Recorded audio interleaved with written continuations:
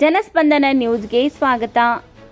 ದಾಂಡೇಲಿ ಸಮಗ್ರ ಅಭಿವೃದ್ಧಿ ಹೋರಾಟ ಸಮಿತಿಯಿಂದ ಶಾಸಕ ಆರ್.ವಿ. ದೇಶಪಾಂಡೆ ಅವರಿಗೆ ಅವರ ನಿವಾಸದಲ್ಲಿ ಭೇಟಿಯಾಗಿ G+2 ಮನೆ ಹಾಗೂ ಗೃಹ ಮಂಡಳಿಯ ಮನೆ ನಿವೇಶನದ ಬಗ್ಗೆ ಮನವಿ ಸಲ್ಲಿಸಲಾಯಿತು.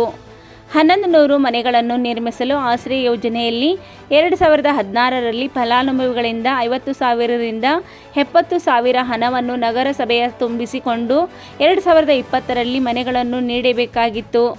ಆದರೆ ಇಲ್ಲಿಯವರೆಗೆ 144 ಮನೆಗಳು ಸಿದ್ಧಗೊಂಡು 2 ತಿಂಗಳ ಕಳೆದರೂ ನಗರಸಭೆ ಮನೆಗಳನ್ನು ನೀಡಲು ಅನಾವಶ್ಯಕವಾಗಿ ವಿಳಂಬ ಮಾಡುತ್ತಿದ್ದಾರೆ. 2018ರಲ್ಲಿ ಶಾಸಕ ಆರ್.ವಿ. ದೇಶಪಾಂಡೆಯವರು ಕಾಮಗಾರಿಗೆ ಚಾಲನೆ ನೀಡಿದ್ದರು.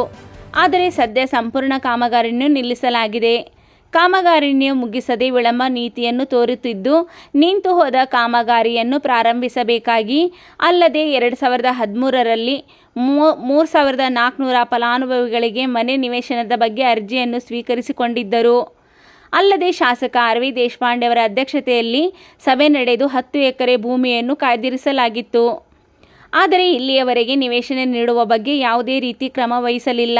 ಸದ್ರಿ ಭೂಮಿ ಅತಿಕ್ರಮಣ ನಡೆಯುತ್ತಿದ್ದರೂ ನಗರಸಭೆಯವರು ಯಾವುದೇ ರೀತಿಯಲ್ಲಿ ಕ್ರಮ ವಹಿಸುತ್ತಿಲ್ಲ. ನಗರಸಭೆಯವರ ಬೇಜವಾಬ್ದಾರಿಯಿಂದ ನಡೆಯುತ್ತಿದೆ ಆಗ್ರಹಿಸಿ ಮನವಿ ಸಲ್ಲಿಸಲಾಯಿತು. ಈ ಸಂದರ್ಭದಲ್ಲಿ ಹೋರಾಟ ಸಮಿತಿ ಅಧ್ಯಕ್ಷರಾದ ಅಕ್ರಮ್ ಖಾನ್, ಉಪಾಧ್ಯಕ್ಷರಾದ ಅಶೋಕ್ ಪಾಟೀಲ್, ಶಿವಾನಂದ್ ಮುರುಗೋಡ್, ಶಹಜಾದಿ ಕಲ್ಶಾಪುರ್, ವಿಜಯಲಕ್ಷ್ಮಿ ಅಕ್ಕಿ, ಗಣಪತಿ ಗುಂಡುಪ್ಕರ್, ಮೊಹಮ್ಮದ್ ಗೌಸ್ ಪಟೇಲ್, ಫೈರೋಜ್ ಶೇಖ್, ದತ್ತಾತ್ರೇಯ ಹೆಗಡೆ, ಯಲ್ಲಮ್ಮ ದಮಾಮ್, ಯಲ್ಲಮ್ಮ ಮಾಗಡಿ, ರಾಜಾರಾಮ್ ಹರಡೆ, ಸಿದ್ದಪ್ಪ ಕರಡಿ ಉಪಸ್ಥಿತರಿದ್ದರು.